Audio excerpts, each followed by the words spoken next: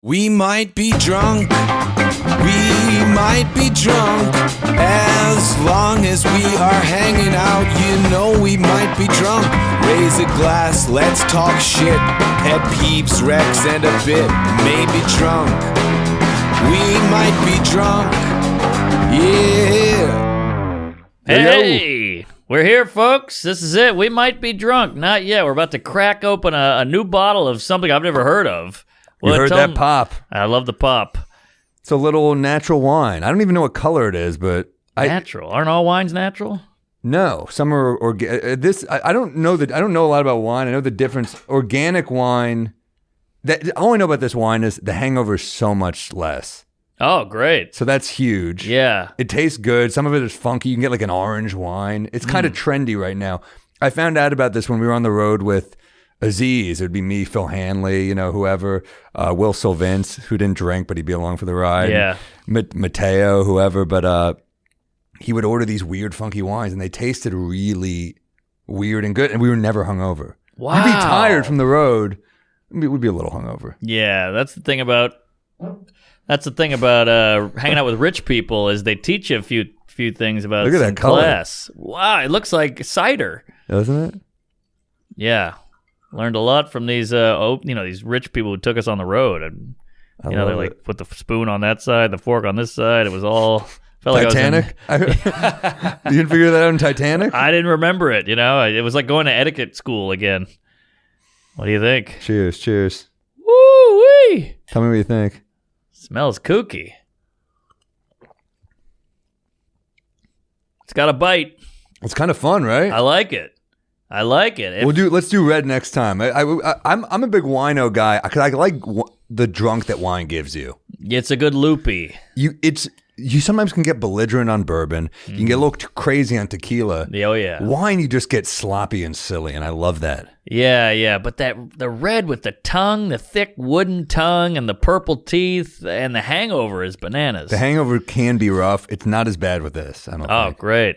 And it still gets you nice and fucked up. So I like it. I'm into it. Carlin was a wino. What? George Carlin went to rehab for wine. Is that right? Yeah. He would just... Wow. I'm sure there was other shit going on there. Yeah. Little nose candy, But no, I think, as well. He was a wino. I've never heard him talk about drinking. That's fascinating. Yeah. And then it's funny to go to rehab for wine. It feels so romantic. It's the only type of rehab where they're like, all right, pussy. Yeah, right? Jesus, what year? Whoa. It is. This is nice. I kind of like it. Yeah. They got rid of, Prohibition. They had Prohibition. They said alcohol was the meth of its day. Yeah. So there'd just be guys like in an alleyway, shit-faced or fallen over or passed out. Interesting. Yeah, like farmers were big into booze, and they would just get drunk and lay in hay. Yeah, that was in that Ken Burns doc, right? Yes, Yeah. And how like the barkeeps would run for office and stuff because they were so popular. Exactly. Everything was built around booze. Like even stand-up was like comics and gin joints and mafia nightclubs. Yeah, there's something about it, man. Something about Prohibition too, where you're like, this isn't allowed. That's kind of how I felt doing comedy during the pandemic. Yeah, speakeasy. Where like this, I'm not supposed to be. I remember like on one of the roofs, someone took a joint out and they're like, do I have to put it out? And I was like, dude, none of this is legal. Yeah, exactly. We could all die. It was like having a black friend in the 40s. Whoa, we're on the edge. Yeah, I loved that part of the pandemic. That's something we'll tell our kids about. Like, oh, turn off your VR sex worker. I got to talk about this pandemic I was in 30 years ago. Yeah, the way that you used to, when like your mom would be banging on your door, like dinner, and you're like, I'm studying, but you were jacking off. Yeah. Now it's going to be parents doing that, and the kid's like fucking a sex robot. I'm like, come on, just no fucking the sex robot at dinner. Come on. Right. This is crazy. What about, Sorry. You got some gas, my friend. At a show, we got free food, and it's all What'd coming you out. eat? I got the salmon, so this is going to be rough. We got the white wine with the salmon. Yeah, see, I like a white over red because I feel like it's light. I feel like I'm just drinking water on a crisp day in the sun. But this is a thick wine. This is a thick white, at least, rather this is like a jism white right here. This is thick white. It's like a Rosie O'Donnell or a Kirstie Alley. So you You didn't have a good set there, though? Oh, was it rough? I mean, it's one of those giant rooms that keeps going and going. So everybody, of course, sits in the far back because they don't want to be up front. Sure. And then it's very stuffy. It's very rich. They're all members. The furniture is super nice.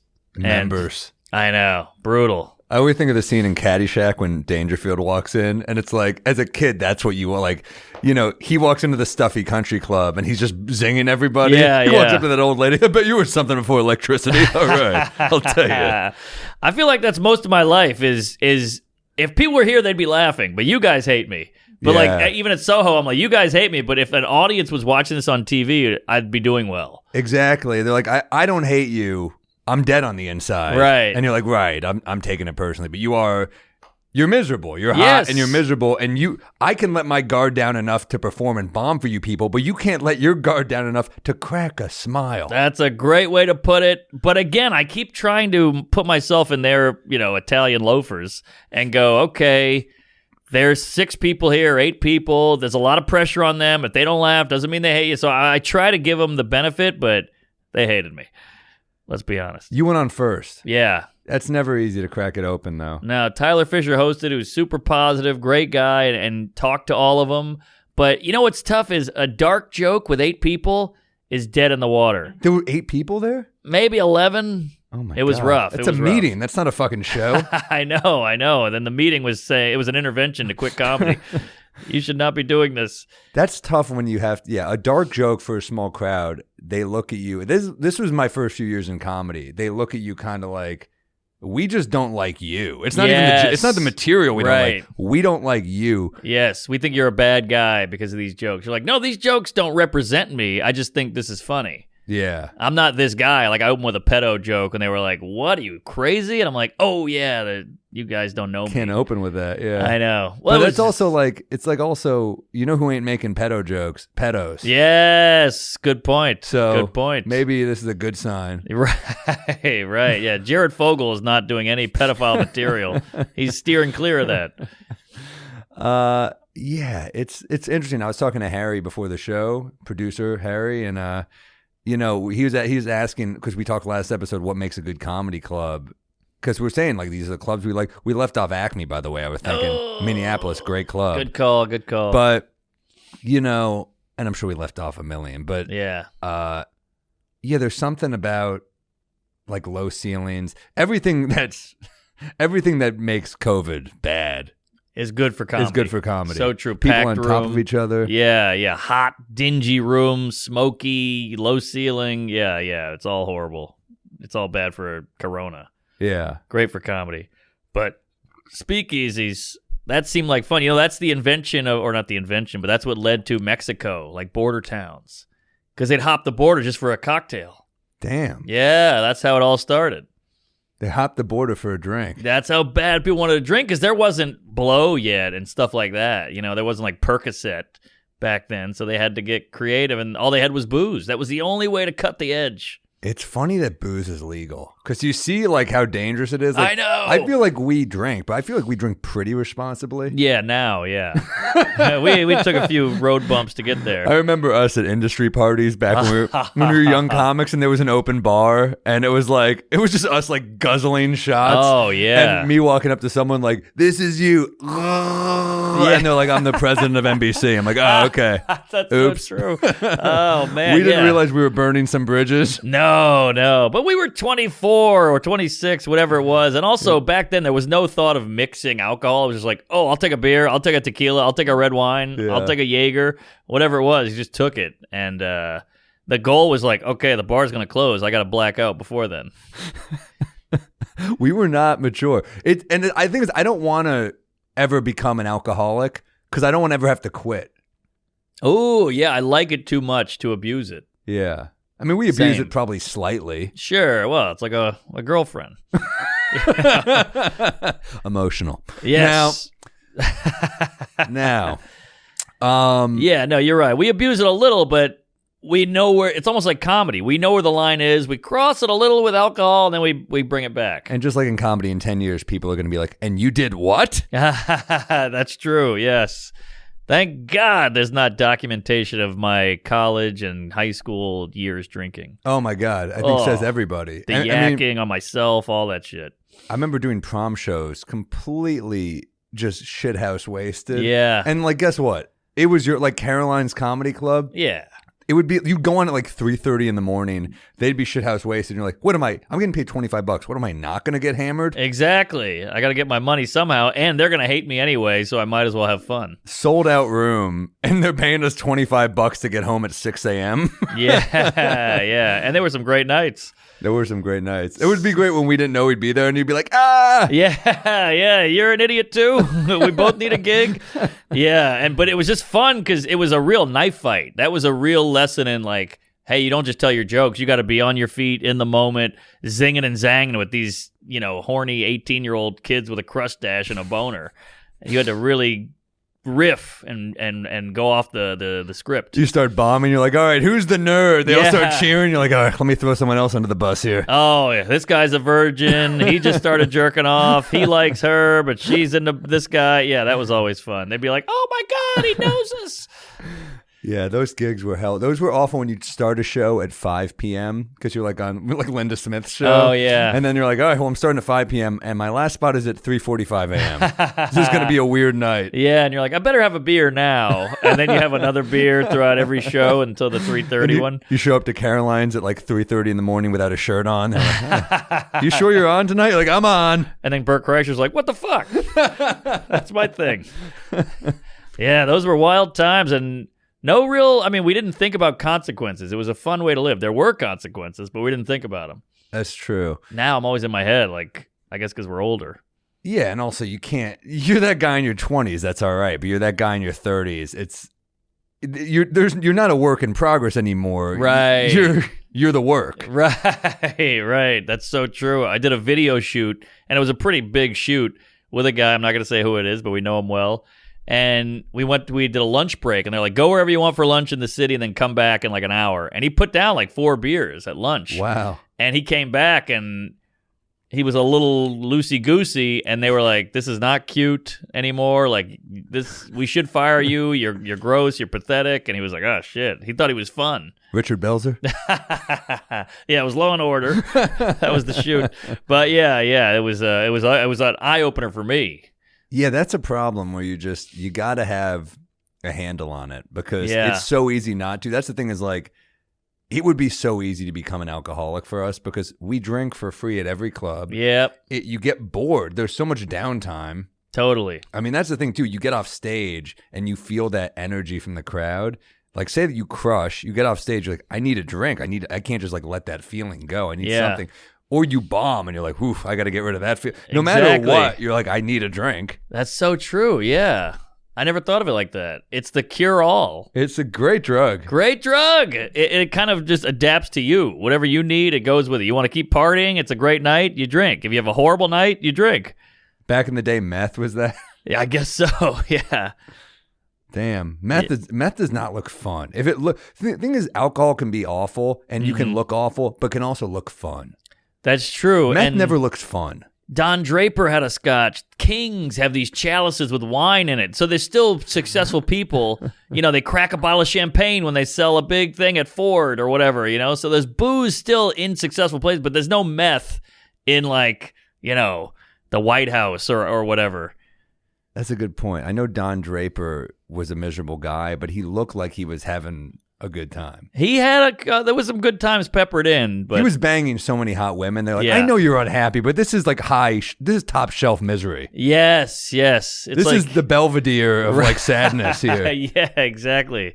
Yeah, it's like you say, the party from the man. You got to separate them. And we saw his man, but we also saw the party. Yeah, Breaking Bad, it's like, I know they were just selling meth, but even just like that, just being around it, like, who'd you rather be, Don Draper or Jesse Pinkman? Come on. Yeah, no doubt about it. No doubt. No. Gotta go Draper all day. Pinkman, yeah. Yeah, not a fan? Well, he was a good guy, but just a sad life when the girlfriend OD'd and just the giant hoodies and the outfits. Yeah, I don't know. She was hot, dude. She was hot. That was tough to see her go. I know. Are you a big Breaking Bad guy? Oh, yeah. Seen it many times. Yeah. I always say I think that changed TV. That was so good. It was like, I didn't know TV could be this good. You know who might have been, I don't think he's talked about enough as being such a great actor on that show, is the guy who plays Gus. Gus. The drug chicken guy. Yeah. Yeah, that guy's amazing. Incredible. That guy's amazing. Yeah. Odenkirk is great. The guy Mike is great. But everyone talks about Odenkirk. Yeah. And he's a fucking action star now. I know. Good for him. But that guy Mike is great. The bald guy who's like the right hand man of Odenkirk. Oh, He's yeah, like the muscle. Ermintrout. Yeah. Yeah, that guy's awesome. Yeah. Love that show. From Beverly Hills Cop. Is he? He's the goon in Beverly Hills Cop. Wow. He's the guy who killed Eddie Murphy's friend in the beginning, and he's the guy Eddie Murphy. He looks the same. He looks like a tough guy. Even then. Yeah. That guy's cool. That guy used to be on TV a lot more. That just like quiet, tough guy, kind of fix it all, like the wolf from Pulp Fiction. The guy who just came in and handled shit. Lots of cream, lots of sugar. Dead end word storage. Yeah. That scene, holy shit. Oh, when I was done with it, didn't look like a fucking tampon. Yeah. Fuck, dude. Can I give you a peeve that hit me today? Please give me a peeve. So I went to a different sandwich place today. I need a sandwich during the day. I'm a big sandwich guy. It's funny, I was talking to someone the other day, and she goes, I've never gotten to sandwiches. I was like, you never gotten a sandwich? It's the most basic thing. Yeah. It's like saying I fucking hate America. I've never gotten to sandwiches. I never gotten to movies and ice cream. Hate dogs. TV, not for me. Yeah. Yeah, No. But anyway, I go, and there's a guy, he's not on speakerphone, but he's the loud guy, and it's a small place. So he's literally buzzing in my ear. Yes. On the loud call, and it's never a dude having a thoughtful conversation on these calls because they're an idiot. They're lacking awareness. So they're an asshole. So what they're saying is never, I'm forced to listen to is never something that is interesting in any way. Yes. I literally hear him keep going, I'm different from other people. I invest in the man. Oh, he kept saying that. Oh man, what a cheese dick! I want to be like, I invested in a machete just now, you piece of shit. Yeah, wow. I would be so embarrassed to say that out loud, let alone yell it in a store. He yelled it, and it was like the point I was ordering my sandwich, and I couldn't. She was like, "What?" And I'm like, "Oh, this." I was so close to snapping. I held it. I was kind of like in my head, like, "Be calm. This is his shit." I was like, ooh, I gave him dirty looks. Oh, good. The dirty look is underrated. I love a dirty look. Yeah, I get a dirty look. It stones me for like a week. I'm in the shower like, oh, that was a bad look. I got to change my shit. But no, good. That guy stinks. I hate that guy. I also hate the guy who talks on the phone like this. Yeah, all right, yeah. It's like, all right, just put it to your ear like a human being. Who do you think you are? How about the person? I'm so glad we did away with flip phones for the people that would love to hang up on you by just going. They would just snap it. They wouldn't even say bye. They would just do. I'm like, oh, you're not Ari Gold, motherfucker. Right, yeah. Or if they say, Sam, out. All right, we get it, Seacrest. Or anyone who has a thing, speak. Yeah, that guy's the word. This is all very LA. I picture the Bluetooth, Yeah, my dad, and this sums up my dad in one moment, one action, is he doesn't say bye on the phone, he just hangs up. I fucking hate that. And you're like, hey, Dad, like, I'm your son. Tell me bye. I don't know. I'm still going. I'm still making up bullshit conversation because I think you're there. And then you just hear like, doo-doo-doo. You're like, oh, geez, Dad's gone. That is so weird. I know. It's so little intimacy. What does he just say, okay, and hangs up? Not even an okay. He's like, well, what time am I picking you up? I'm like, oh, can you pick me up at 5? He's like, yeah, I can make 5 work. And I'm like, oh, thanks. And he's already gone. Damn. Yeah, because he's just like information. It's not mean, but he's just like, I got the info. I'm good. My biological dad did that, but without the phone. But no, that's interesting, man. That's I had a friend who did that too, and it drove me nuts. The friend who he wouldn't even say bye. What he would just do is, he wouldn't say I gotta go. He would just go, okay, bye. He wouldn't say I gotta go. Right. He would just give you the hard bye. I'm like, you gotta work to the bye. Work to the bye. Say, all right. But I'll tell you though, it also bothers me. Well, I'm keeping you. Let's just say I gotta go. Yes, I hate that. I don't want to take a bit. Well, I know I'm keeping you. Yeah, I'm gonna let you go. How about I choose when I go? You don't get to decide my schedule for me. Okay. Totally with you. So with you. How about this one with the phone? If we're on the phone. Jeffrey Joseph had the funniest joke. I loved it. I wish I had wrote it. I miss that guy. I love that. I saw him in Vancouver last year. Really? Yeah, he lives there now, and wow, he actually went to Canada. He's one of the few people who said, I'm going to Canada. He went. If Trump wins, I'm going to Canada. Yeah, And he went. Yeah. he went. Good for Respect. him. Yeah. Vancouver's great. Oh, we just did a whole. He's getting a lot of acting work too. He's a great actor. He's on The Sopranos. That's right. Yeah, he's in a ton of shit. He's got a great resume. He's in Scrooged. Wow. He's in the scene in The Sopranos where they handcuff Johnny Sack. That's right, at the At the wedding. quinceañera or whatever that was. Yeah. The wedding, yeah. But I'm you are farting sorry. like crazy. This is the salmon. You are. I'm bummed that you haven't given Rick and Morty more of a shot because you are Rick in some ways. Is he a farter? He farts, he belches, but he's also really smart. All right, I'll take it.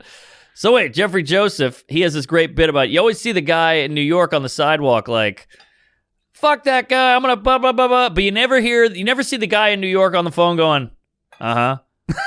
Is that right? You never hear that guy. It's always the guy yelling, and it's so true. Because every time I walk by a guy going, motherfucker, I'm gonna come over there, and you're like, I think of his bit, which is a sign of a good bit. It is funny when you see an angry person on the phone in New York. When you see someone melting down, yes. It does give you, it's almost like seeing someone else get pulled over by the cops or something where you're like, all right, better them than me. It's weird. Yes. Like, you ever see someone else step in shit and you're Yes. like, I'm not happy you stepped in shit, but I'm glad that you sacrificed yourself Right. for the block in a way. Yeah, You know? totally. I mean, that's the whole premise of America's Funniest Home Videos. Like, that guy fell off the ladder. He got kicked by a pony. You know, the fat guy fell asleep at the birthday and went through the cake. For sure. And like that guy, I saw a guy though snap on the phone the other day. Just like a little Jewish guy, little Jewish old man. He goes, "You fucking asshole, you listen to me." And I was like, oh, that just like made my day. That energy just made me happy. You piece of shit. I love it. And it's funny because we talk about how we hate the guy yelling on the phone, but that guy we don't mind. He's doing it out in the open, so he's going to be... If it's in an enclosed space, right. You're a fucking monster. That's a good point. Who raised you? I don't get that thought process because I used to work out at the rec center. It's I love the rec center. I love the rec center. It's the best kept secret in the city, and we shouldn't even be plugging it. You're right. I was just talking about this Don't go to the other rec day. center. Don't. I shouldn't have said the price. But you're right. It's the best kept secret. Me and Sally just went to the tennis courts the other day. It's beautiful. It's right on Are the you good river. at tennis? No, we just went for a shoot. But I was like, why don't I come here? I should start playing tennis. We should play tennis like in fucking Annie Hall or something. I would love that. I'm terrible though. I'm terrible too, so it'll be perfect. But I'd love to get good at it. Yeah, hell yeah. And it's good exercise, and it's right. You don't have to run around too much. It's perfect. Dude, racquetball too. That's where it's at. We're not successful enough for racquetball. No, but I'd like to get there. That's like 'Cause Gordon it looks Gekko. fun. It does. In college, they had it in the gym, so I got to go when I was in New Orleans. So like we go play, and it was like, this is so fun. Oh, the Riley Center. I only played it a couple times though. Yeah, but it was yeah. great. It is fun. We got to find a way, dude. We got to. That's a good idea. We'll do a video there. Let's do a video. Are you good at it? No, I haven't played Me in 20 neither. years, but I love the eek, eek, eek, eek. I love that. And you get the ball sound. It's very tense because you're in that box. I feel like we're gonna have like Matthew McConaughey like energy if we get to do it. That's true. Yeah. What was I saying? Shit. The rec center. You know, you work out at the rec center. I worked out in the Village, so it was a mixed bag of old white people and like a random Colombian guy and then like a crazy, like beaked up Logan Paul kind of guy. Yeah. And this Logan Paul guy would blare like Van Halen and whatnot, and then this Dominican guy would blare salsa, and Damn. we all hated both of them, but they'd be there on different days, and then one day they showed up together and both blared their music, so it was like, you know, Eddie Van Halen versus Merengue or whatever the hell. And they were like, what are you doing? He was like, what are you doing? And it was like the highlight of my life because I'm like, you're both assholes. You're both assholes, and now you get to see it. And how did it end? One guy was like stormed off and left, and the other guy kept his music. And in his mind, he's like, oh, I guess I won. I beat the bad guy. I'm like, you're the bad guy. You just can't tell.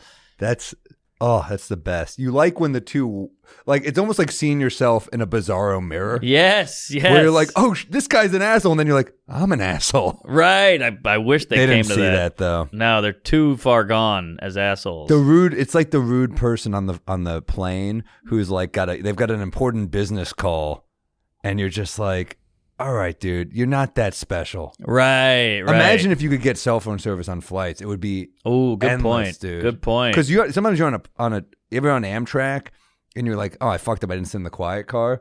And there's just that dude just on the business call. And it's I know. You're not that fucking important. Yeah. And just the attempt to be like, hang on, man, I'm on the train. I got to talk a little lower. That's all I need. Yeah. If you even said that, I'll fucking So much respect. So much respect. That goes a long way. But it's the idea, like, it's my train. No one else is on it. I do what I want. That's what kills me. No one near me is important. Go ahead. Yeah, exactly. What do you got? That's what it is.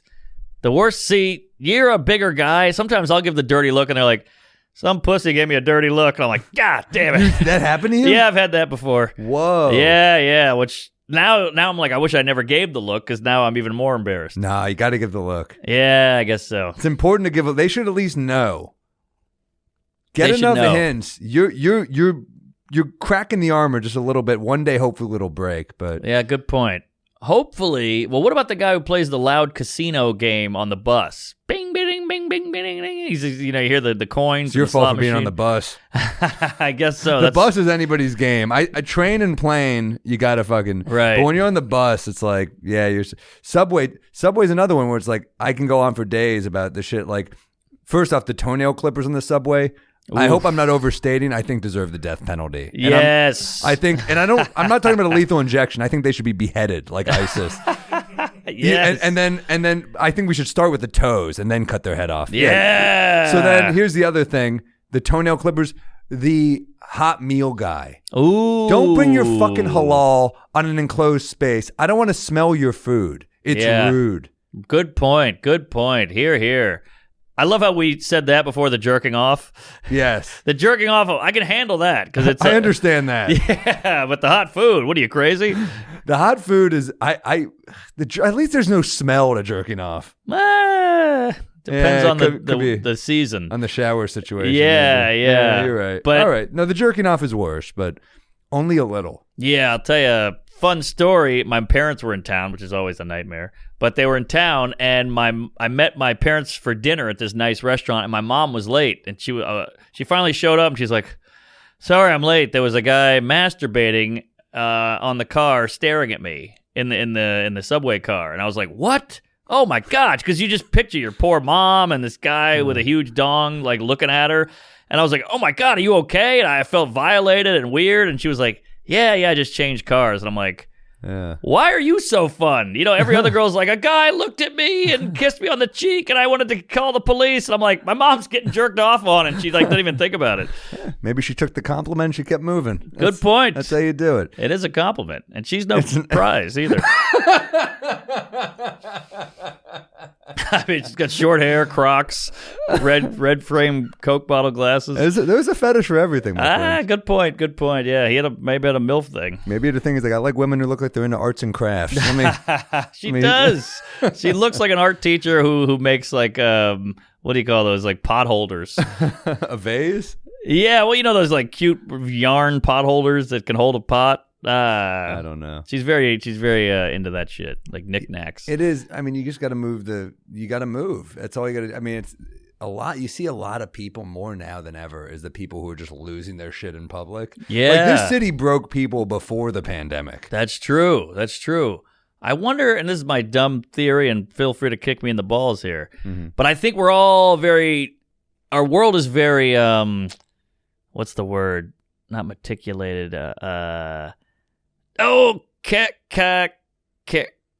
Calculated? No. Caricatured? What's the come on, Sam. Thank you. Our world is very curated. Okay. Thank you. You got your profile, you got your Twitter page, you got your Grubhub coming with your order. I said gluten-free, no toast. It's all you. It's your world. Then you go out into the real world, and it's jerking off, it's toenail clipping, it's the mariachi band, and I think people snap a little. For sure. It's you have it your way all the time, more than ever. As you said, the world. You've curated. This is your own little world. Like, right. Everything is, even an algorithm is based for your satisfaction. Great way. Great Everything example. is for you. Yes. If Amazon, if you like this, you might also like this. Exactly. That doesn't happen on the subway. If you like peace and quiet, you might also like this guy showing you his butthole. Right. No, it's not how it goes. You can't control the world, and that even dating apps. Even dating apps. Yeah, it's all for you. But that lack of control makes people crazy, I think. Yes, for sure. But also, no one should have to see a guy jerking his dick off on a train. But I mean, that's true. But it could be a different thing. It could be the Showtime guys, and And that's the beauty of life is it's a double-edged sword. Like there's horrible things, but there's also, I mean, you take an Amish guy and he's going to see the mariachi band on the train and be like, oh my God, this is the best entertainment I've ever seen and it's free? What? Then he sees a BlackBerry and he goes, oh my God. Yeah. Well, you might be Amish. You're still using a BlackBerry? Dude, it's like, it is madness. When you get in the subway, you're like, this is crazy. Is. I kind of like that it's still a mess a little bit. That's what I'm saying. I think it's still a good thing. You need it. It levels everybody. Like you get a celebrity on that subway and he's just as down as you or down as anybody else. It's fun when you see a celebrity on there. Yeah. Give me a good one you've seen. I saw Seth Meyers on there when he was doing Weekend Update, like before the show, before the Late Show. So that was kind of cool. Like, wow, this is like a New York guy riding the subway, sure. and he's the Weekend Update anchor when SNL was like still SNL. Now we just know everybody on SNL and we know half the writers, so it doesn't feel special. Yeah. I saw David Hyde Pierce like a few years ago. Frasier. That's a good one. Yeah. Very, very incognito. He's got his old glasses, or his hat down, glasses. But yeah, it was him. That's cool. Yeah. I smoked a cigar on the subway with Bill Burr once. What? Yeah, it was crazy. Empty? Not really. I mean, it was 2 a.m. There was 7 guys on it, but we just tucked in the corner. We were smoking cigars after a show. Amazing night. We got drunk at some Mexican restaurant.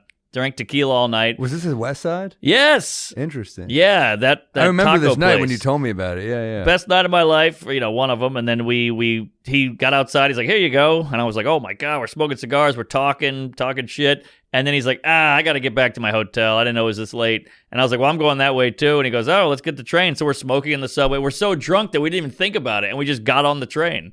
Damn. And we're just smoking in the train, but it was so late, nobody cared. So you're like, part of me was like, man, you're 52 or what is he got to be 50 years 50 old? maybe, I don't know, 49. Yeah, so if you live like this now, I can't imagine how you lived in the when you were 30.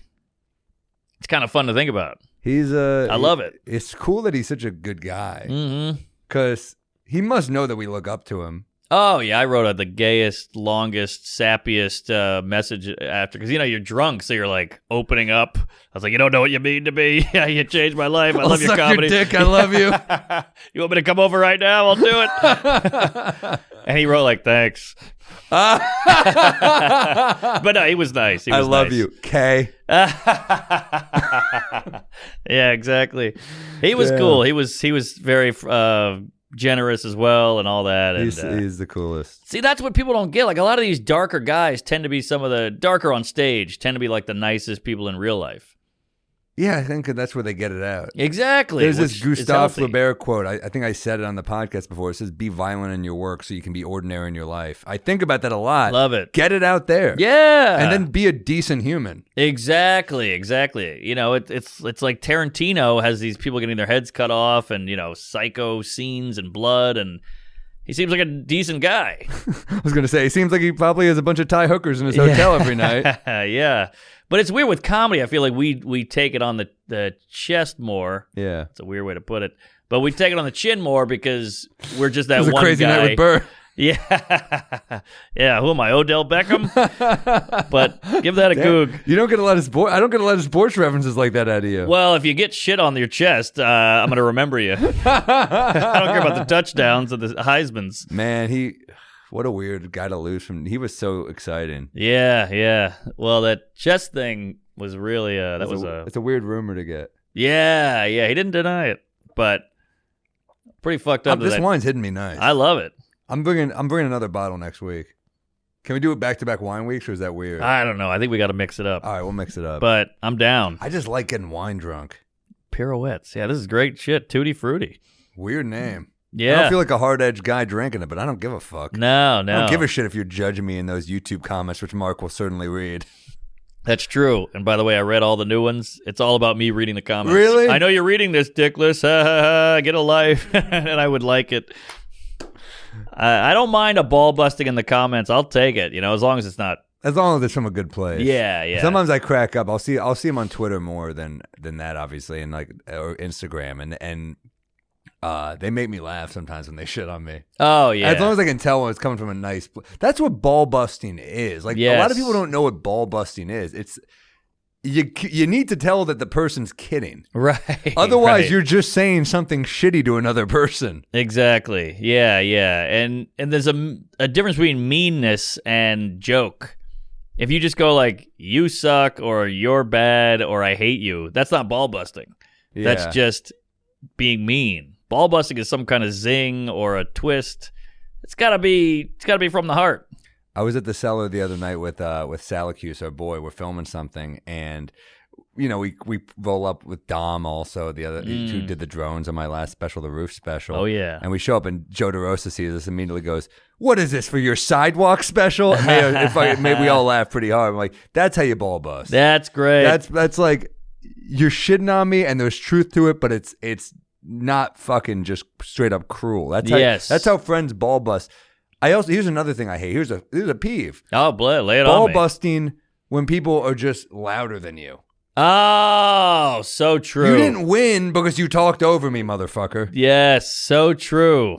I saw a thing on the internet. I'm not going to say who it was, but this young guy was getting the best of this vet comedian, and the vet just got louder. And I'm like, this guy is actually funnier than you. You just know that, and so you're trying to drown him out. Damn. Yeah, it was ugly. That's almost like in a wrestling match where like they've got you beat and you distract the ref and you just like hit him with a chair or something. Yeah, exactly. Yeah, you stab them and no one's looking. The end of Gladiator. Yeah, basically. Hold on, let me give you my peeve. Oh boy, this is a girlfriend thing, and drives me nuts. I feel like if we tracked all your peeves, they all go back to. Well, she's a cute younger lady, so I feel like the world has been her oyster a little bit. So I get annoyed with how roses and fairy dust everything is, because I might have repaired a mortgage. But either way, this is the dumbest thing, but it drives me crazy. I hate a lot of questions because I hate saying I don't know. I feel guilty saying I don't know. So the more questions you ask that I don't know the answer to, I feel shittier by saying I don't know. Give me an example. Just like, hey, what's the capital of Turkey? And I'm like, and I'll look it up because I don't want to say I don't know. I feel like too many people give you an I don't know, and it's just like kind of a throwaway. Like, hey, what color's your shirt? I don't know. And I don't want to be that guy. So I want to be nice and try to help and say something, but it's weird when people ask anything when Google exists. Well, that's true too. But she'll ask me questions that there's no way I can know the answer to. And I'm like, what are you doing? How would I know this? What is this, like fucking pop quiz Jeopardy? Nah, it's not malicious. Here's an example. A package will come for her, and I'll there's a package for the gal. I'll bring it up to her, see what it is, and I walk in and I go, hey, you got a package. She goes, what is it? I don't fucking know. It's a package. But it's that shit all the time. What is it? What is it? I'm like, I don't know. It's a box. It's a cardboard box with your name on it. You open it. But I just go, I don't know. You open it. The other day, our cat knocked over something in the other room. It was like, psh, and she was like, what was that?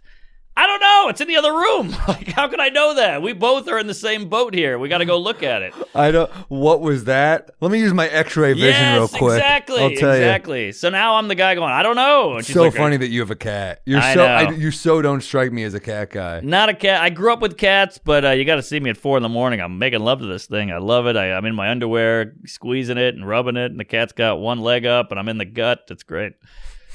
But all the other parts sucks, the shitting and the litter. Does the cat claw up your furniture? Not at all. We got lucky. It's like a great cat. It's never hissed. It's never clawed. It's never bitten. Is it declawed? No, just a house cat that's real chill and laid back. Damn. See, if I had someone who stayed home and took care, but what do you do when she goes on the road with you? We have her friend comes by, and they're all like broke comics, so they're like, we get to stay in the village for a weekend? Hell yeah. Nice. And they just take care of the cat. Are you worried that they're banging in your bed, though? I gave one of them the business. Like, you better not be fucking any disgusting open micers in here. I don't even want any open micers in my home. And she was like, okay. Really? Yeah. I was just like, hey, I got to be honest about this. Yeah, I just think banging in the bed. It's like, that's your bed. That's where you sleep. Even if you change the sheets, I don't like it. I don't even like them sleeping there, to be honest. So it's already a push. So I was. But you get the cat is. It's a nice touch. You get a little. It's a nice touch. Companionship late at night. Exactly. I would love a pet. I love in The Long Goodbye. Elliot Gould's got that little cat. Yes, it's nice. It's fun. Cats are they get so people. Oh, you're a cat guy. Cats are cool because to me, I'm not saying they're better than dogs, but they're low maintenance. Dogs That's are like what it is. Dogs are like walk me twice a day. Where Yes. cats are like, I'll shit in this box, do your thing. Right. I like that. I like that I can kind of go away. Cats are like cool chicks where like you can just text like, you up? That's a And dogs are perfect like, thing. you better fucking commit. Yeah. Why aren't you texting me? Why aren't you texting me? You only get those 30 texts and you're like, Jesus What are we? Christ. What are we? Exactly.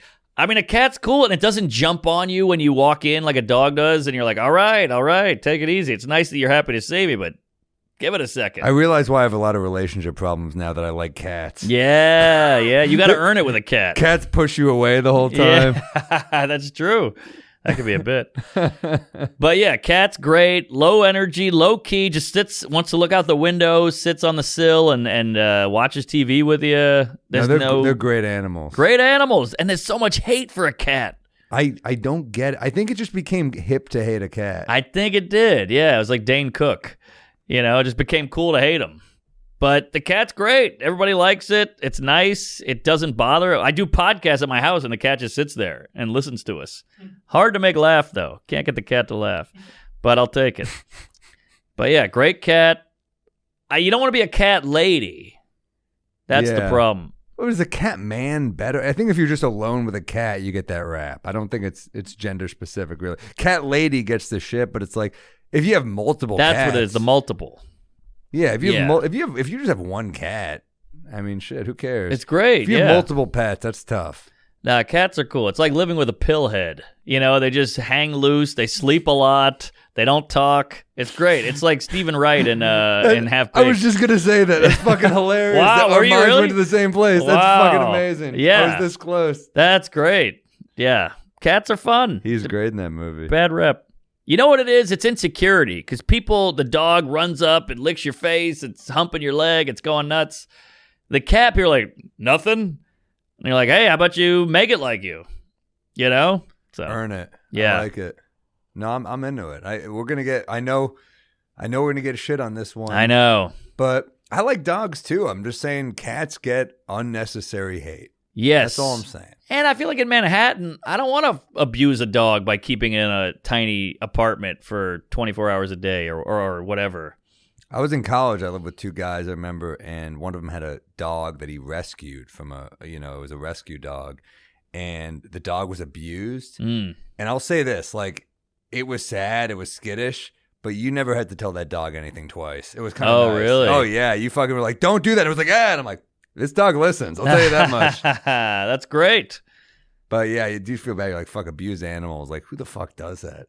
Yeah, that's crazy. Who hits an animal? I've seen it in real time, and you're like, this guy, it's like being mean to the waiter, where you're like, you're off. I want to fucking fight a dude who, I know. and I can't even fight, but I want to get in there. Yeah, it's not good. It's like hitting a kid or a baby. Yeah. Yeah, not a fan. Or remember when I was growing up, they always said the guy would blow weed on the dog or pour beer in his bowl. And Don't you're make like, the come on. fucking dog your drug buddy. Exactly. Get a fucking real drug buddy. Yes, there's a lot of guys out there who want to do drugs. Don't make the dog do it. It's so easy to find a guy to give weed to. Yeah, men love weed. What, do you have any Rex or no? I do, but I'm scared to say it because I feel like they should sponsor us and maybe give us money, so I don't want to give them a free plug. All right, so let's not give it to him. All right. Good idea. We'll okay. talk about it after. I have one, too, that I think should be plugging us, and I don't want to give it to him. I wonder if we have the same thing. Oh, I doubt it. We'll find out Mine's after. pretty obscure. All right. Let me give you one more peeve with the girlfriend, and then I'll leave it alone. I love it. All right. I'm like a fly on the wall here. Well, you've had many ladies in your day, so you know what I'm going through here. But this is a gal thing, so all you ladies listening, get your shit together with this one. I don't know if I've said this on the pod. I hope not. But she loves the whole, oh, you're leaving? I'll leave with you. And you're like, okay. I got a 5:30 appointment at the doctor, so I'm leaving at 5. I planned it all out. I got my whole day. And she's like, oh, you're leaving? I'm like, yeah, I'm walking out. It's 4:59. I'm walking out the house. She's like, I'll go with you. I got to go get some batteries or whatever it is. Run an errand. I'm like, all right. But then that means do her makeup, hop in the shower, do the hair, get your shoes. Where's my good shoes? Where's my heels? I'm like, I don't know. And now it's 5:15. And I'm on the couch watching Matlock, waiting for her to, get it together while we leave because we had to leave together. This happened in 1992. Yes. Yeah, no, I'm so with you on this one. The leaving is the leaving. I'll leave with you is we're leaving now. Now you gotta get up and leave. Man, it's also like, and I'm not even blowing you women with this shit, but like, you look great. Yeah. You don't need to take 30 minutes on makeup. You look fine, honestly. Totally. And it drives me insane. I remember I had a girlfriend once, and we had Lakers. I might have said this on the podcast. We'd get drunk every week on this, but I had I had a girlfriend, and we had Lakers tickets, like good seats. You did tell you this. Yeah. The whole point is she took forever to get ready. We get there in the late second quarter, and I'm like, give me a fucking break. I've told this for sure. Yeah, that's brutal.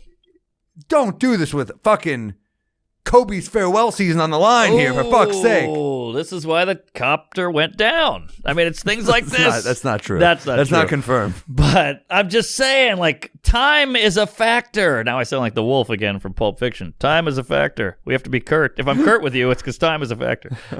It's just, I respect time. I'm like, hey, 5 o'clock, that's when I leave. That's what I've been planning all day. I got to be at the doctor at 5:30, maybe even a little earlier. So, like, you're being kind of rude because you're making me late to something. But we are also very aware of time because we get a set time at a club. Right. 8:35 p.m. We get there 8:25, 8:30. Yeah. Right? You have to be – so that's almost like program me to be very punctual. Always. True. So when people are not punctual, it makes me a little crazy. Same. And the funny thing is people go, oh, you get there a little early because you don't want to miss your set. Like, no, I get there a little early because I don't want to ruin the show and fuck up everything and have people not be able to rely on me. It's more than just missing the set. I don't want the host to freak out. Where are you? You're just trying to make people's lives easier. Whereas most jobs, you can show up, you get there at 10 a.m. You can show up at 10:15 and no one gives a shit. You can't do that with stand-up. That's true. Good point. I mean, I will say I was at the Miami Improv and they were bending over backwards like, thank you so much for being on time. Thank you for not going long. And I'm like, Jesus, what kind of comics are here? Who was here last weekend? Paul Mooney? I know. I didn't want to say it, but yeah. I mean, it must be a lot of that kind of stuff. And they were like, oh, just thank you. Paul Mooney's a legend, but I remember he would show up to Caroline's. Like he would show up like an hour late where the host is like, I've done an hour. Yeah, I know. Great for the host. You get so much time, but if you're young. But if you're young. I don't know if you, but it's also scary when you don't prepare an hour. You're like, I'm going to do 15, and then they're like, just keep going. You're like, all right. Yeah, I don't even have an hour. I'm 2 years in or whatever. Yeah. But it was a lot of like Mencia type stuff where he would do 2 hours and there's a show after him and that kind of thing. I remember one time I'm at the Cellar and I'm hanging with like Keith Robinson and a few. I don't remember who else was there, but it was like a good group of comics were kicking it. And Carlos Mencia walks in and he had lost a lot of weight. We didn't recognize him. So Keith goes, oh, look, it's Mike Vecchione. Like, and we all laugh. It's another comic who's like a thinner. Yeah, fit guy.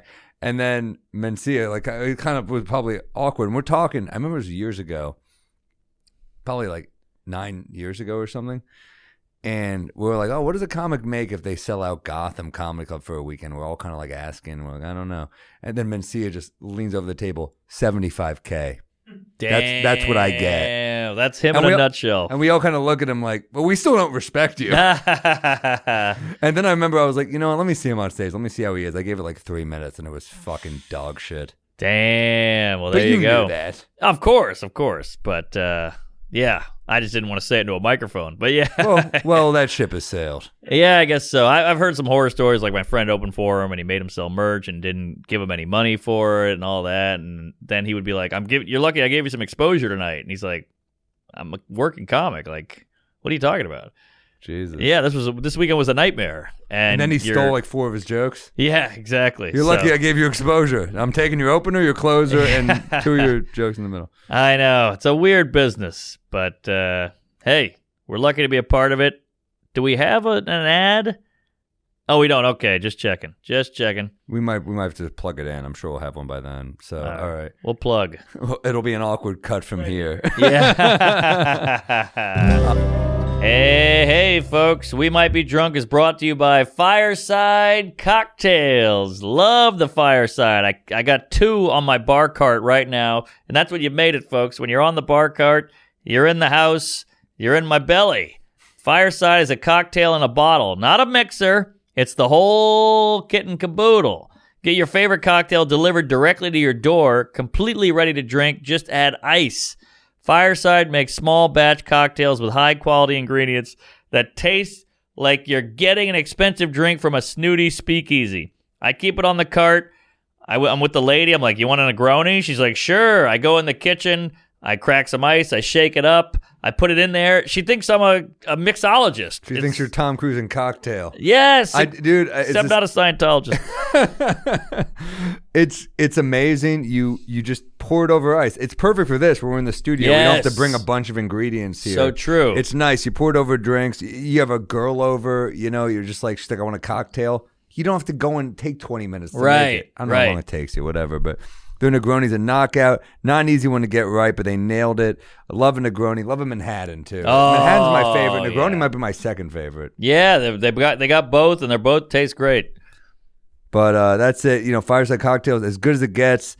Best bars in the world, and this, you can enjoy this whenever, wherever. They've taken the guesswork out of it. You're the bartender, but they're really the bartender. So it's kind of nice. Uh-huh. And go get drunk on us. Fireside Cocktails at drinkfireside.com. Use the code DRUNK for you get a 10% off right there. Fireside.com. Use the code DRUNK. 10% off. Support them because they support us. Drinkfireside.com. This is great stuff. If you have your friends over, if you have a lady over. Yes. And you just want a quick quality cocktail. And let's be real, you do. Of course. I feel like this Fireside mix, it's almost like the air fryer of drinks. I want something top-notch, good that I could never make, but with them, now I can do it. I love it. It tastes great, goes down great, just get ice. Anybody can do it. Get on it. Back to the show. Let me think what I have. I listened to Brubaker. Oh, Brubeck. Brubeck, sorry. Loved it. I've heard him. I knew that music for sure. Yeah, it's pretty famous. Yeah, I definitely knew the music, but like Take 5? Take 5. Incredible. I don't know if you've seen the Ebert doc, but it's I heard it's great. You haven't seen it? Life Itself. It's so good. I was a huge Siskel and Ebert guy as a kid. Oh, they were great. I mean, they were so good together, and I much preferred Ebert, but yeah, I think everyone did, but but they were so good. It's great that they were rivals, and that dive bar in Chicago. Yes. Oh, what's it called again? Called? The Green Awning. It's around the block from Zany's. I know exactly. And the tamale guy comes in real late. Oh, it's got all the caricatures on the wall of Old Chicago. Town Ale House? Old Town Ale House. That's it. One of the greatest dive bars of all time. Great Bourdain place. did an episode there too. The nude photo paintings. Yes. And it's like Trump and Bill Murray and John Candy. It's all these Chicago legends in there. It's fucking great. Yeah, I remember whenever I was there, I'd be working with like Adam Burke. Yeah. Really funny Irish guy, and we worked and we'd get fucking housed there. And it's not expensive. It feels divey. The chairs are creaky. The floors are sticky. The best bar. And that it's was really Ebert's great. spot. That was Ebert's spot. Tell me about the doc. Oh, it's great. I mean, it kind of chronicles the whole show. Like, he was a writer at The Sun, and he just worked his way up, and then he fell in love with movies, and he became the movie critic, and then he got the show with Siskel. They hated each other. They go all into that. They got behind-the-scenes stuff where they're like, cut. Yeah, fuck you. Don't ever talk to me like that again. Fuck you, you fat piece of shit. He's like, all right, whatever. You suck. You're a hack. And then you're like, whoa, they show all that. And then Siskel was kind of a badass, by the way, outside the show. Yeah, he was like at the Playboy Mansion, big coke guy. Yeah, weird, fun. You wouldn't know it. He looked like some dweeb Poindexter guy with the suit on. But they end up being friends in the end, or what? They end up being friends in the end, and they, I guess, both got cancer. Crazy. Well, Siskel and Ebert, great cameo. I think one of the most underrated shows of all time. Every episode is on YouTube. Yes, if you haven't seen it, The Critic.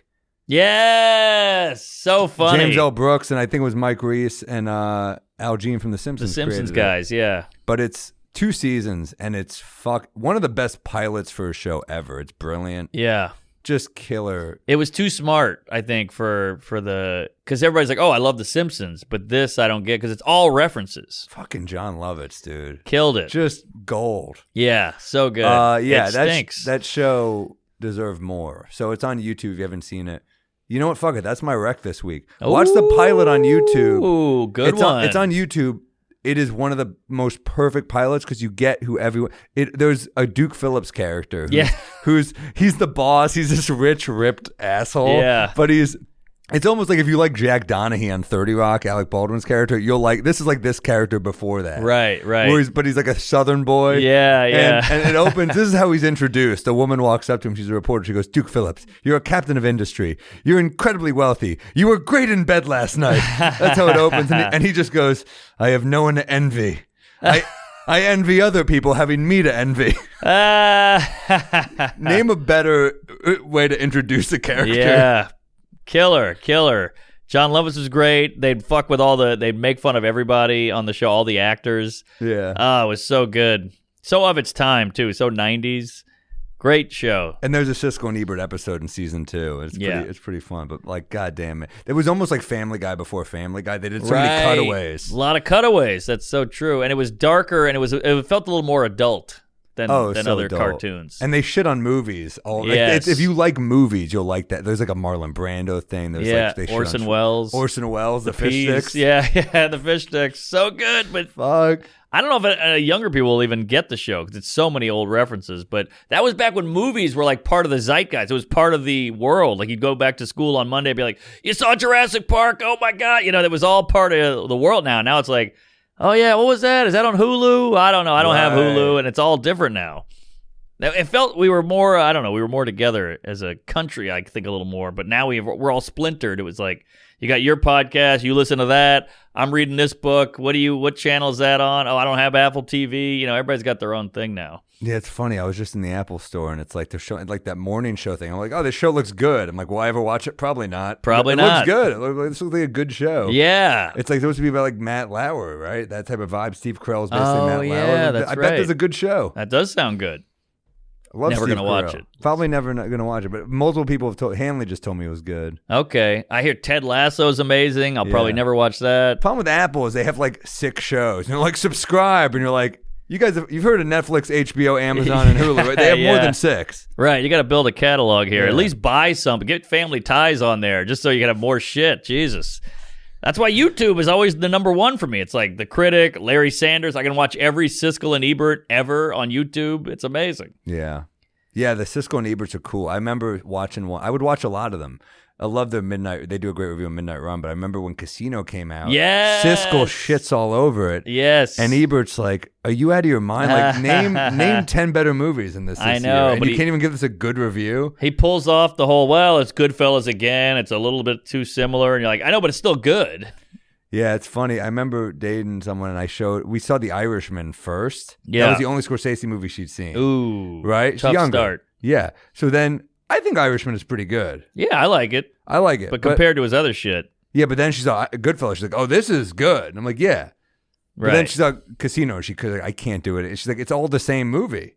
It's so not true. It's just the similar actors and the similar cuts. The voiceover and it's like, yeah, good point. It's like do do do do, yeah, do do do do, Earth Angel, yeah, a lot of Motown, and then everything ever since Tommy was a good fella. Yeah, that's like 4 movies. Good point. Ever since, I still love them all, but you can't deny the similarity. Right. What do you think? So Scorsese, do you like when he would do weird movies? Like, do you like After Hours? I love After Hours. How about King of Comedy? Love King of Comedy. Same. I love them both. Yeah, I like any movie that has some style to it, like it has a vision to it, which I don't really think you see anymore. There's so much Marvel shit. We always go back to movies in this pod. We love movies. Yeah. This is like an unofficial movie pod, but that's cool. I mean, we talk about a ton of other shit. Yes. But like we're observational comics. We love movies. We love comedy. It's going to come back to that. But I remember Salix was telling me like you've talked about this. You were doing a New Orleans After Hours style. Yes. And you need to do. I could see you being that type of character where you're out all night in New Orleans and it's a wacky. I could see horrible shit happening to you where you're like the kind of Buster Keaton type of character where you're like, you can't control the craziness going around you and you're kind of like the bad shit happens to you and you just have to deal with it. Yeah, totally. And that's what the guy was watching After Hours. He's a fan of my comedy. He's like, this is a movie. And he just called me. I didn't know who he was. And I was like, I like it. Are you doing it? We're going to do it. Yeah. We found 2 guys to write it. They love the idea and they're writing it right now. Damn. Yeah, that's a great idea. Who knows if we'll ever sell it, but it's a work in progress. You know how it goes. We got to make our own shit, man. Yeah, we got to get creative. We got to hustle, and it's a little exhausting, but it's tired, worth it. And we're drunk, but honestly, man, like I'm so happy. Like I'm seriously just getting back on the road, and I'm so happy to be back. It's great to be back, isn't it? You feel like you have purpose again. You're like, oh, this is what I'm supposed to be doing. I just don't know how to write without torturing myself like this, because I think the thing is, if I don't force myself to do this many sets, I'm not going to hate myself for not having enough new shit, and I'm not going to just have it. Yeah. I need to fall ass backwards in the jokes, dude.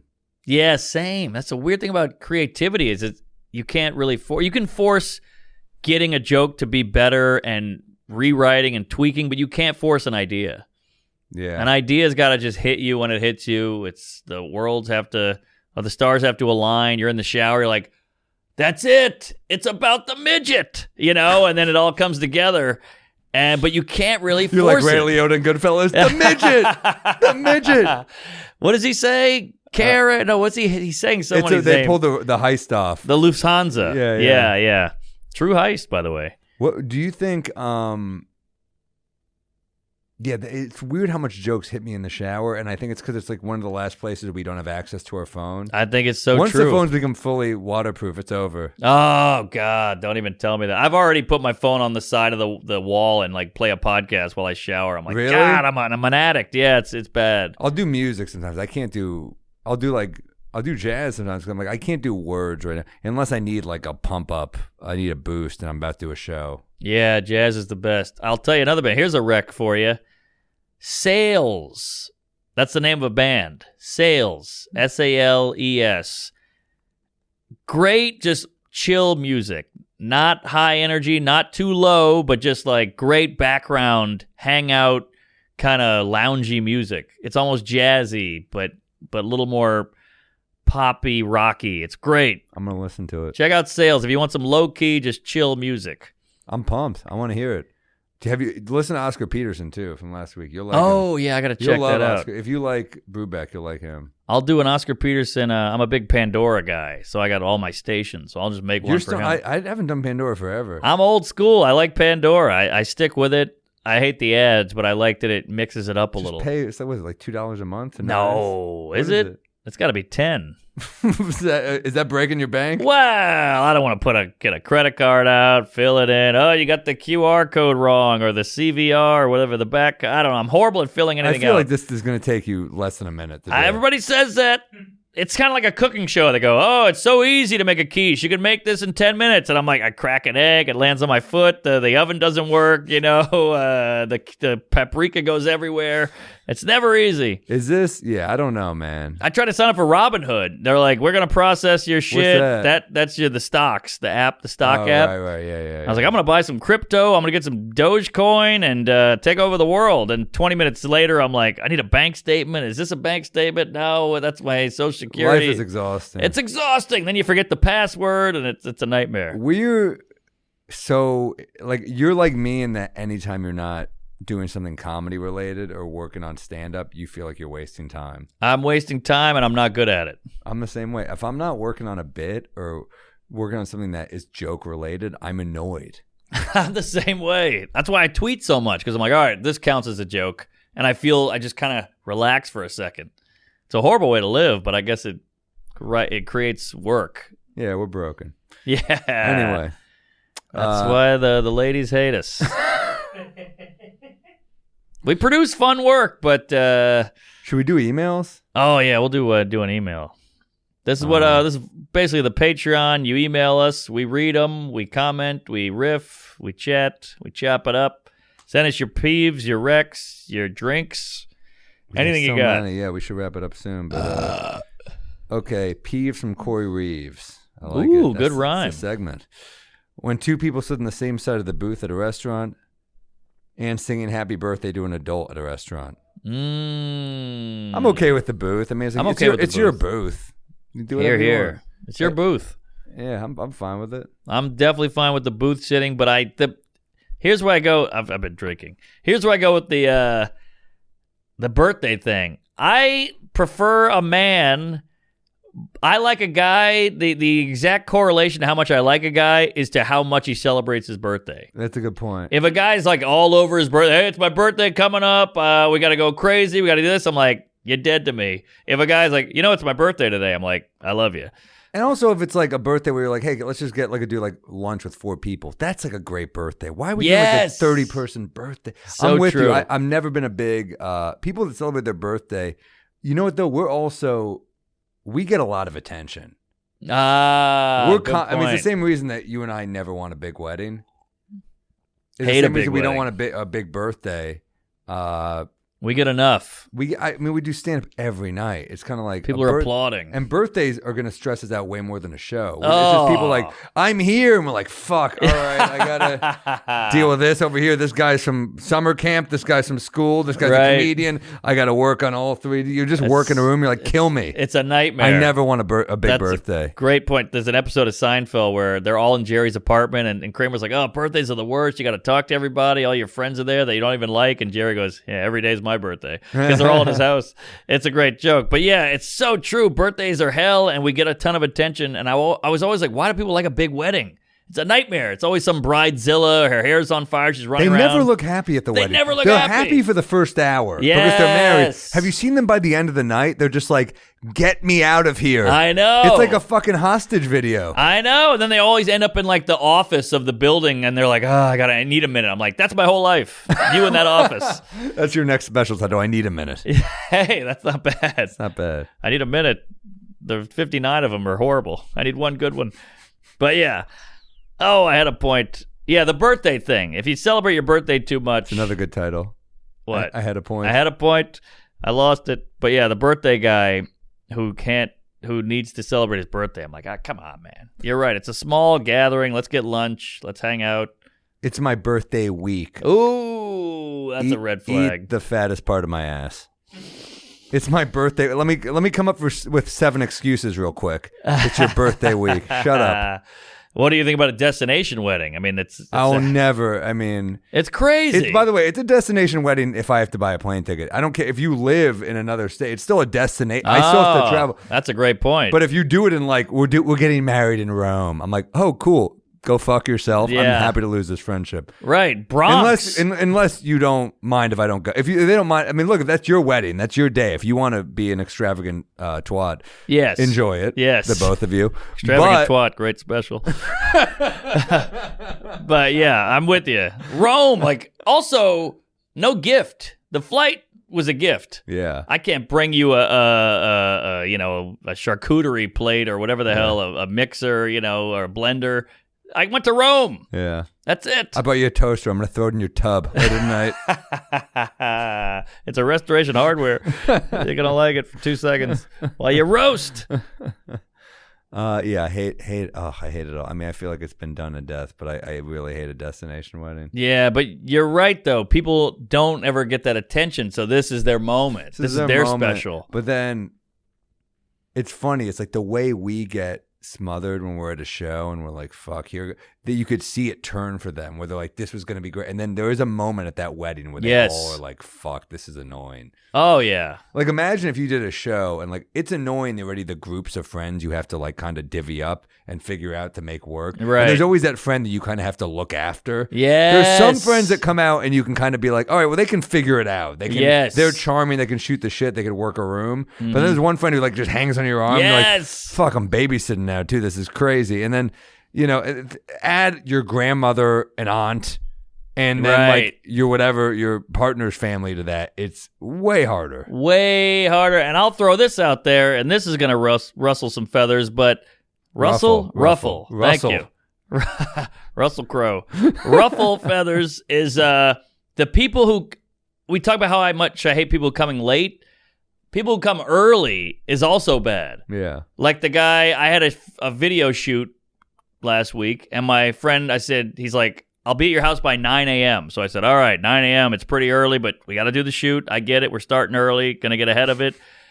Calls me at 8:10. Oh, my God. I'm in your neighborhood. I'm like, those 50 minutes are so precious. It's 8 in the morning. I need every minute. I got to milk it. You said 9 a.m. I planned on 9 a.m. And I told him that. He was like, I get it. You said 9 a.m. So poor guy had to walk around and get a bagel. But Poor guy. Should have planned his time better. I know. You're the poor me. guy. Thank you. I appreciate that. You're a good friend. Get a fucking oatmeal, motherfucker. Yeah. Get an orange juice and a coffee.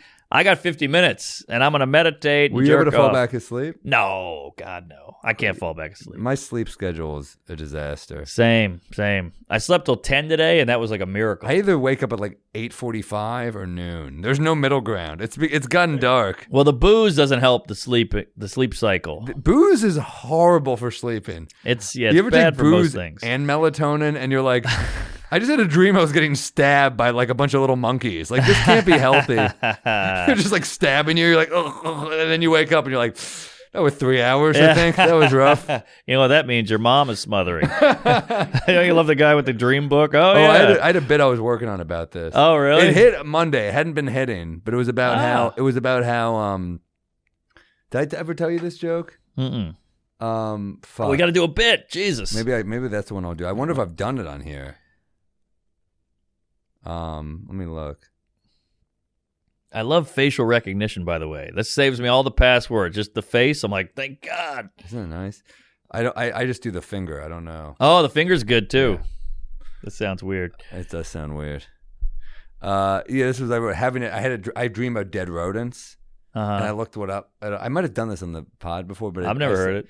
But you're also a drunk. True. It just said, I looked up, it said, could signify new beginnings. That's what dead rodents could be. I'm like, cool, could we get a different delivery system? Right. Like, I just had a dream about babies getting stabbed in the face. You're like, ooh, romantic possibilities await. That's great. Have I done that on this, Harry? I've never heard it. All right, good. That's funny. I'll bring it back. I was going to drop it. I did it at Will's City Winery show on Monday, and I was not doing great in that hit. I'm like, all right, we got him back. That's one good thing about doing a lot of sets. You're like, let me try this super old bit that was kind of shaky, and then boom, you fix it. Boom. Is this anything? So, excuse me, I was doing a bunch of racial material at a show, and this black guy yelled out, he goes, "You're white. What do you know about racism?" And I riffed. I was like, well, I think we're the best at it. And it got a huge laugh. What's that? We invented it? Yeah, like we're the best at it. I'm an expert. What are you talking about? Like, which one is it? Are we, racist, or are we not know anything about racism? So I see his point, obviously, but I thought it could be a fun joke. Like, what do you know about racism? Well, I think we're the best. Yeah. What do I know? I'm an expert. What did Michael Jordan know about basketball? Right. I don't know. Seemed like he kept winning at it. Yeah, exactly. Not that I like Michael Jordan. I mean, he's black. but yeah. Could be something there. Racism. Yeah, there's something funny about this bit. I hope so. We invented. Yeah, we're the best at it. Yeah, like we're like sous chefs. We're going. That's a little like it's like wine. I'm like it's a all the wino. thing where you're also trying to not do it, but you know that you guys are. It's an interesting joke because it's teetering on a couple different things. It's like if a chef was trying not to cook something and he kept doing it. Right. Yeah. We're great at. It's almost like Rambo or something like that, where like you got to come back out there and like you're the best, man. You're the best. And we're like, no, I shouldn't. Like, no, you're great at this. Where they have to pull the commando out of the log cabin in the woods because he's too good. We need you. It's got to be something about getting rid of it though. Like, hey, you're trying not to do it. Maybe other people are doing it because you don't want to make it about you. You want to make it about other people. Like,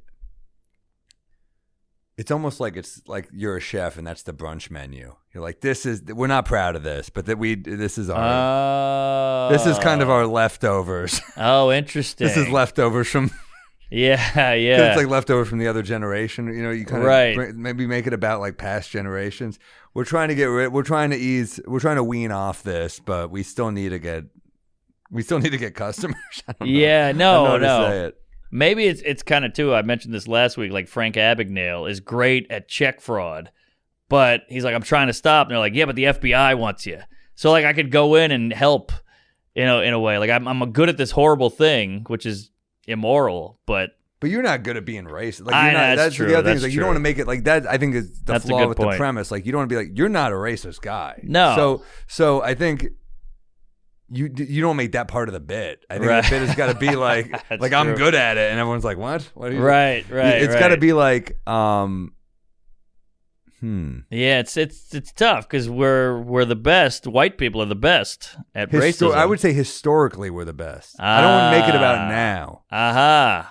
That's good. Historically, we're the best at it. I mean, Yeah. check the history books. Yeah, we're working on it. Right. There's a lot of documentation of us. What's something we're Killing working it. on? Think about what we're working on. What are we working on? Climate change. It's kind of like obesity. Oh, We're doing our best, but every once in a while you see a guy and you're like, ooh, that ain't good. right. The only problem is no one ever says. Either way, it's in Florida. That's not a bad tag. All right, I'll noodle, but that's a good. Historically, is a good way to go with it. Something there. I wouldn't make it about you is my only thing, because you're not racist. So don't make yourself the butt of the joke just for the joke. It's not Sure. true. I think there's something here, though, for sure. Yeah, but What I do am white, white. What do white people know about racism? I don't know. Have you read a history book? Aha. We know a lot. Yeah, it's one of the rare jokes. We don't know a lot about receiving it. Right. Oh, that's good. We're like pitchers, and everyone else is like catchers. Right. We're throwing heat. Yeah, we're batting 100 or I don't 1,000. know. Yeah, no, that's good. There's It's one of the something few there. jokes where you don't want to make it personal. Most jokes are better when they're personal. No, this is an observational joke. Definitely observational. Make sure to email us, wemightbedrunkpod@gmail.com. Leave us a review on Apple. See Mark and myself on the road. I think this is coming out Yes. later. So I just came out of Cleveland, I guess this came out. Ooh. So see me in Spokane, Seattle added shows, Salt Lake, Lancaster, Pennsylvania, Arlington, Virginia. All over, man. I got a lot of dates coming up. Raleigh. Go to sammorril.com/shows. There's a lot of dates added. Just added Atlanta for later this year, and just added Columbus as well. So adding dates, but go see me. And Mark, where are you gonna be, man? Hell yeah, that's some good cities you're going to. I'm going to be at Magooby's in Baltimore. Come out to that. Lord knows I need you. That could be a tough room. Hartford, No, Funny it's a good Bone. room. Okay, well, that's Yeah. a tough one. Hartford stuff. Virginia Beach, I've never been to in my life. That could be interesting. Helium in Portland, that'll be fun. I love I'll be Portland. there in August. I can't wait. I got family and friends there. I can't wait. Great town. Syracuse, Toledo. Don't oh kill boy. yourself in Syracuse, suicide capital of the world. Yeah, Houston, Helium in Philly, and Buffalo. Woo, Dayton. I'm visiting like the Ironworks Union here. I'm going to all the blue collar towns. I'm here. doing all these rooms too. I'm doing Helium, Philly, and Buffalo too, but later in the September and December, I think.